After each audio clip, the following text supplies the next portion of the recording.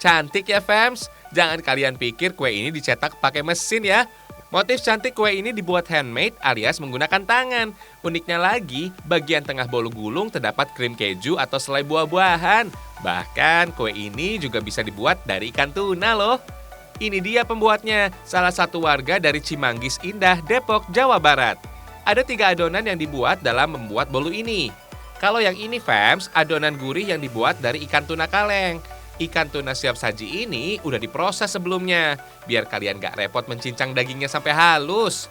Selanjutnya ada adonan untuk lukisan, fams. Nggak perlu pakai cat segala ya. Bahan yang digunakan masih sama kok dengan bahan pembuatan bolu pada umumnya. Bedanya, rongga bolu yang dihasilkan relatif lebih kecil, biar gambarnya terlihat sempurna. Kalau sudah mengembang, adonan nggak perlu diaduk pakai kecepatan tinggi, biar nggak kempis. Karena konsepnya bolu yang dilukis, adonan yang dibuat harus warna-warni gini, fams.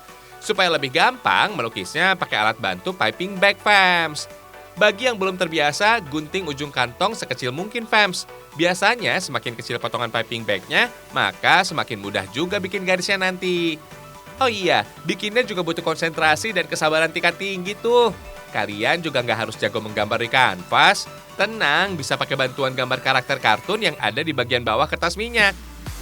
Kalau dirasa sudah mantep nih, tinggal masuk oven. Karena adonannya relatif tipis, waktu masaknya cukup sebentar, fams. Kira-kira 1 menit aja, fams. Lanjut, bikin adonan bolunya. Bahan dan prosesnya nggak jauh beda sama adonan lukis bolu yang tadi dibuat, fams. Bedanya, adonannya hanya memakai kuning telur saja, biar hasil bolu lebih lembut lagi. Selain itu, bolu yang dihasilkan juga nggak seret dan nggak padat, seperti bolu gulung pada umumnya.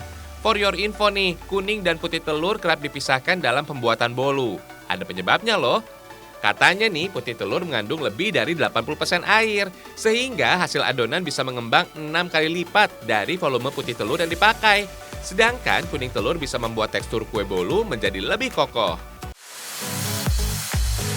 Adonan kemudian diletakkan di atas adonan lukis yang sudah dibuat tadi. Lalu panggang dengan oven selama 25 menit dengan suhu 180 derajat Celcius.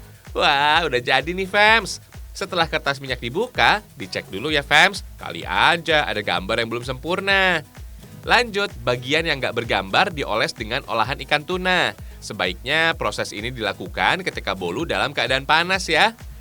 Bolu yang baru dikeluarkan dari oven memiliki tekstur yang lembut dan empuk banget. Lalu segera digulung deh. Kalau sudah dingin, kue bolu justru lebih rentan patah atau rusak karena teksturnya udah agak keras. Fams, bolu lukis kayak gini pertama kali dibuat di Jepang dengan nama Kawaii Japanese Roll Cake. Artinya kue gulung yang cantik atau menggemaskan. Keren ya? Hehehe. Sekilas bentuknya mirip sama kain handuk yang dilukis gitu deh. Hihihi. Karena hadir dengan bentuk yang imut, bolu ini biasanya dijadikan sebagai buah tangan.